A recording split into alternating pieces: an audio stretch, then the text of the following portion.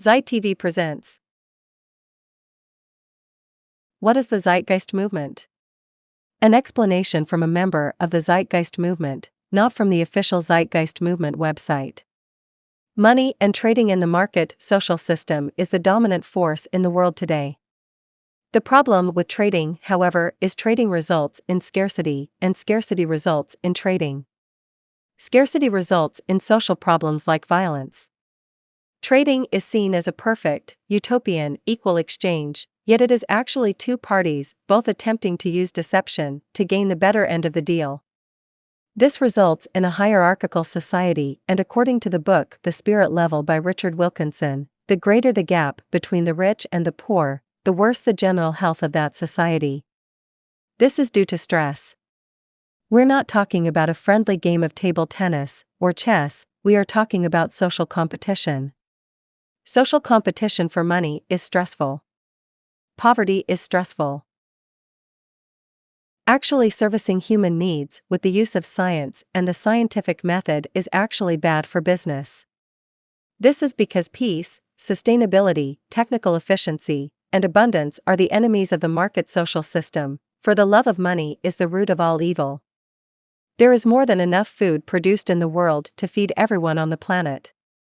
Yet as many as 783 million people still go hungry.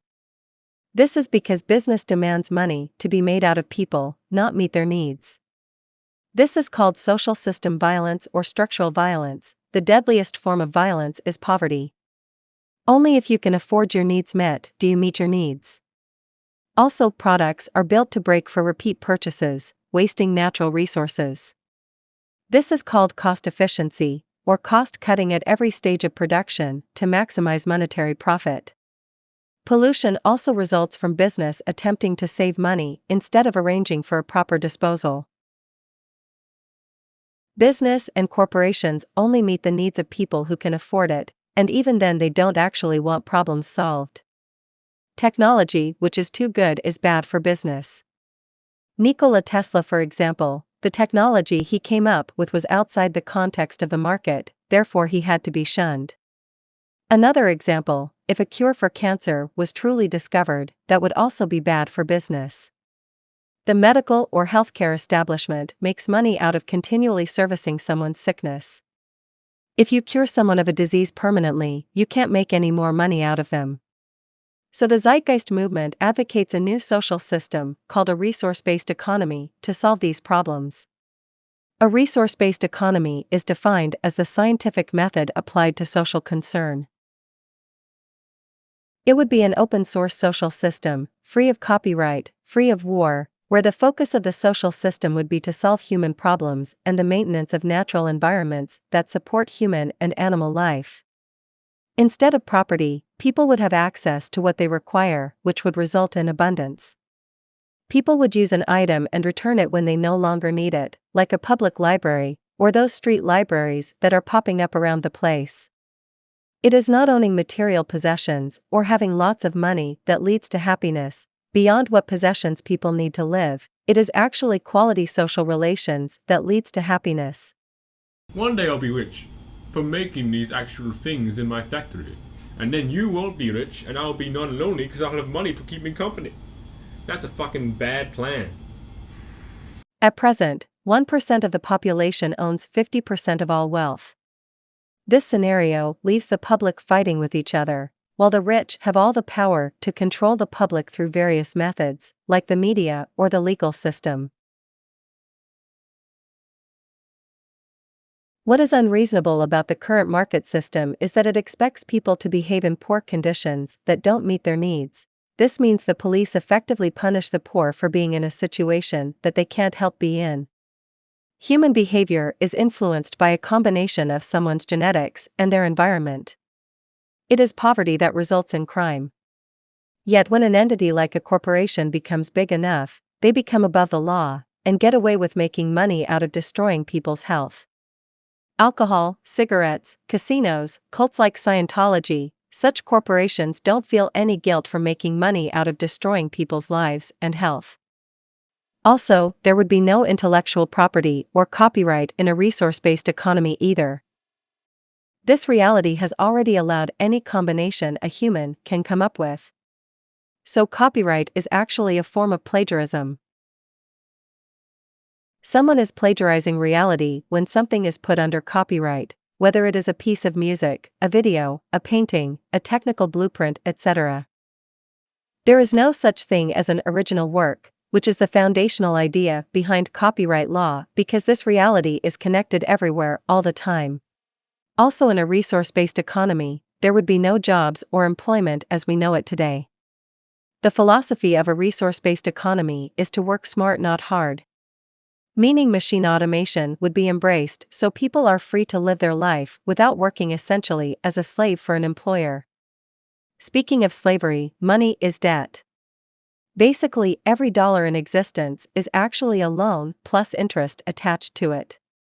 So people are forced to work to pay off their debts and cover their costs of living. Yet it is impossible for all debts to be repaid because of the interest charged. If all debts were repaid, meaning all money given back to the bank would still demand interest. So the question becomes, are people working to improve their lives and improve the lives of people, or are people working in pointless jobs, where we work hard essentially for no reason to service fictional debt plus interest? In a resource-based economy, abundance is the goal, so people would not be forced to work to pay off fictional debt and to cover their costs of living. It doesn't matter how hard someone works, in a market, someone will be poor due to the market being based on scarcity, debt plus interest. The economy is basically like a game of musical chairs. Instead, in a resource-based economy, people's needs would be supplied to them through the use of science and the scientific method. Also, there would be no politics in a resource-based economy, as the book 1984 by George Orwell states, the object of power is power. Politics is concerned with an addiction to power and nothing more. Politics does not solve problems. Science and technology solve problems. So, the bottom line is this. Given our current scientific understandings, the Zeitgeist movement believes a better social system than the market is possible. When the power of love overcomes the love of power, the world will know peace. One final thing to note about the Zeitgeist movement is that despite what some members of the Zeitgeist movement will claim, there is no official Zeitgeist movement. To me, there is a difference between the Zeitgeist movement, meaning promoting peace, love and truth, and the so-called official Zeitgeist movement, which holds the aggressive copyright of its materials that only appears to be against the market's oppression, yet might actually enforce some oppression of their own. An official Zeitgeist movement implies the Zeitgeist movement is hierarchical. You can't be for peace, love, truth, and aggressively enforce copyright, the two contradict each other.